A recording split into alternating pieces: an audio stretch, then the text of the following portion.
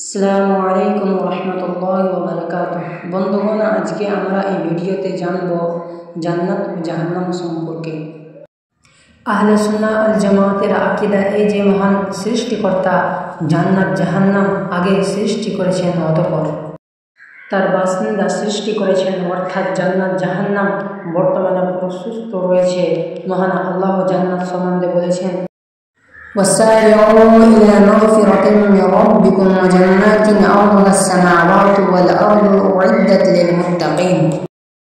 অর্থাৎ তোমরা প্রতিযোগিতা করো তোমাদের প্রতিপালকের নিকট থেকে ক্ষমা এবং বেহেশতের জন্য, যার প্রস্থ আকাশ ও পৃথিবীর সমান, যা ধর্মবিরোধীর জন্য প্রস্তুত রাখা হয়েছে। আলে ইমরান 133 নম্বর আয়াত। سابقوا إلى مغفرة من ربكم وجنات عرضها كعرض السماء والأرض أعدت للذين آمنوا بالله ورسله ذلك فضل الله يؤتيه من يشاء والله ذو الفضل العظيم। অর্থাৎ তোমরা অগ্রণী হও তোমাদের প্রতিপালকের ক্ষমা ও সেই জান্নাতের দিকে, যার প্রশস্ততা আকাশ ও পৃথিবীর প্রশস্ততার মতো, যা প্রস্তুত করা হয়েছে আল্লাহ ও তার রাসূলগণের বিশ্বাসীদের জন্য। এটা আল্লাহর অনুগ্রহ, যাকে ইচ্ছা তিনি তাকে তা দান করেন, আর আল্লাহ মহা অনুগ্রহশীল। আর জাহান্নাম সম্বন্ধে বলেছেন, فَإِن لَّمْ تَفْعَلُوا وَلَن تَفْعَلُوا فَاتَّقُوا النَّارَ الَّتِي وَقُودُهَا النَّاسُ وَالْحِجَارَةُ أُعِدَّتْ لِلْمُتَّقِينَ। অর্থাৎ যদি তোমরা সূরা আনয়ন না করো এবং কখনোই তা করতে পারবে না, তাহলে সে আগুনকে ভয় করো, যার ইন্ধন হবে মানুষ এবং পাথর, অবিশ্বাসীদের জন্য যা প্রস্তুত রয়েছে। সূরা বাকারা 24 নম্বর আয়াত। অর্থাৎ তোমরা সে আগুনকে ভয় করো, যা অবিশ্বাসীদের জন্য প্রস্তুত রাখা হয়েছে। আলে ইমরান 131 নম্বর আয়াত। ইন্না জাহান্নামা কানাত মিরসাদা লিত-তাগীনা মাআবা। অর্থাৎ নিশ্চয় জাহান্নাম উৎপেতে রয়েছে সীমালঙ্ঘনকারীদের প্রত্যাবর্তনস্থল রূপে।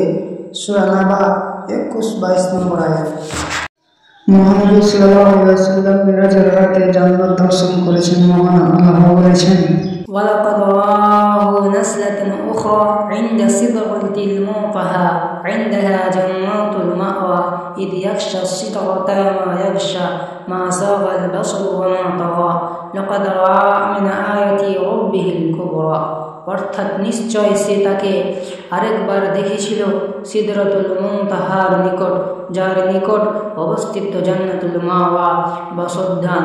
যখন বদরি বৃক্ষটিকে যা আচ্ছাদিত করার ছিল তা আচ্ছাদিত করল, তার দৃষ্টি বিভ্রম হয়নি, দৃষ্টি লক্ষ্যচ্যুত হয়নি। নিঃসন্দেহে সে তার প্রতিপালকের মহান নিদর্শনাবলী দেখেছিল।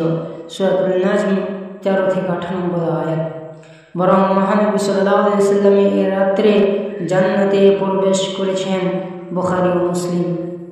মহানবী সাল্লাল্লাহু আলাইহি ওয়াসাল্লাম বলেন, তোমাদের কেউ যখন মারা যায় তখন সকাল সন্ধ্যায় তার অবস্থান ক্ষেত্র তাকে প্রদর্শন করা হয়।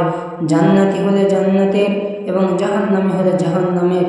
তাকে বলা হয়, এই হলো তোমার থাকার জায়গা, যে পর্যন্ত না তোমাকে কিয়ামতে আল্লাহ পুনরুত্থিত করবেন।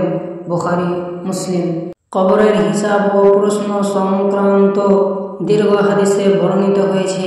তখন আসমানের দিক হতে এক শব্দকারী শব্দ করেন, আমার বান্দা সত্য বলেছে, সুতরাং তার জন্য বেহেশতের একটি বিছানা বিছিয়ে দাও এবং তাকে বেহেশতের একটি লিবাস পরিয়ে দাও।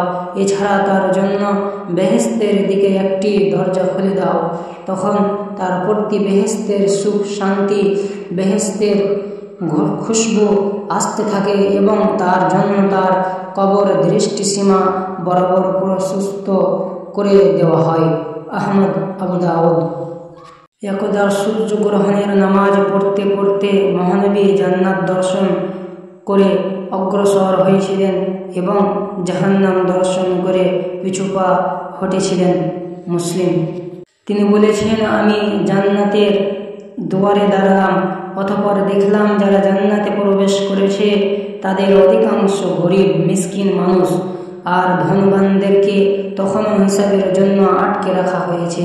পক্ষান্তরে অন্যান্য জাহান্নামীদেরকে জাহান্নামে নিক্ষেপ করার আদেশ দেওয়া হয়েছে। আর আমি জাহান্নামের দুয়ারে দাঁড়িয়ে দেখলাম যে যারা তাতে প্রবেশ করেছে তাদের বেশিরভাগই নারীর দল। বুখারী ও মুসলিম।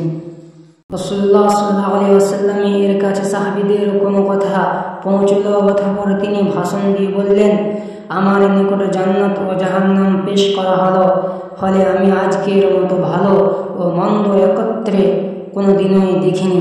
যদি তোমরা তা জানতে যা আমি জানি তাহলে কম হাসতে আর বেশি কাঁদতে। সুতরাং সাহাবীদের জন্য সেদিনকার মতো কঠিনতম দিন আর ছিল না। তারা তাদের মাথা আবৃত করে কান্নায় ভেঙে পড়লেন। বুখারী ও মুসলিম। তিনি বলেছেন, মুমিনদের রূহ জান্নাতের কাছে ঝুলন্ত অবস্থায় থাকে। পরিশেষে কিয়ামতের দিন আল্লাহ তার দেহে ফিরিয়ে দেবেন। মালিক, নাসাই, বাইহাকি। তো হাদিস থেকে এই কথাও প্রমাণ হয় যে কিয়ামত আসার পূর্বেও মুমিনদের রূহ জান্নাতে অবস্থান করে।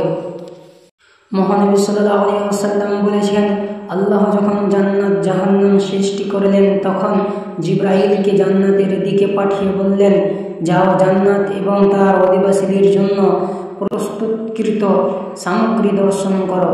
সুতরাং তিনি গেলেন এবং দর্শন করে ফিরে এসে বললেন, আপনার সম্মানের কসম, যে কেউ এর কথা শুনবে সে এতে প্রবেশ করতে চাইবে। অতঃপর আল্লাহ জান্নাতকে কষ্টসাধ্য কর্মসমূহ দিয়ে ঘিরে দিতে আদেশ করলেন। তারপর আবার তাকে বললেন, যাও জান্নাত এবং তার অধিবাসীদের জন্য প্রস্তুতকৃত সামগ্রী দর্শন করো। সুতরাং তিনি গেলেন এবং দর্শন করে ফিরে এসে বললেন, আপনার সম্মানের কসম, আমার আশঙ্কা হয় যে কেউ তাতে প্রবেশ করতে পারবে না। অতঃপর আল্লাহ তাকে জাহান্নামের দিকে পাঠিয়ে বললেন, যাও জাহান্নাম এবং তার অধিবাসীদের জন্য প্রস্তুতকৃত সামগ্রী দর্শন করো।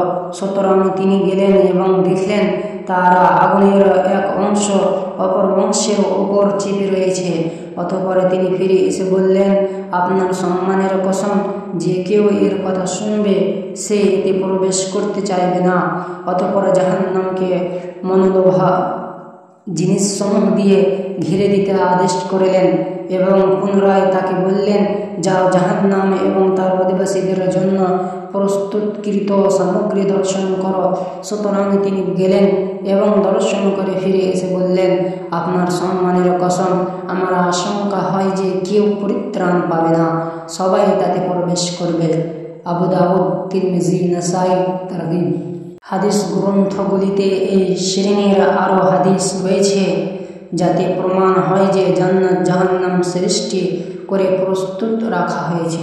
চোর ফুকার পরেও জান্নাত জাহান্নাম অবশিষ্ট থাকবে, যেমন কিয়ামতে সূর্য থাকবে। অতএব এই সন্দেহে তা এখন শ্রেষ্ঠ নয় বলা যাবে না, বরং তা শ্রেষ্ঠ প্রস্তুত আছে। অবশ্যই তার মধ্যে এমন কিছু সাজ সামগ্রী আছে যা মহান আল্লাহ পরে সৃষ্টি করবেন। ভিডিওটি ভালো লাগলে লাইক, কমেন্ট, শেয়ার অবশ্যই করিবেন।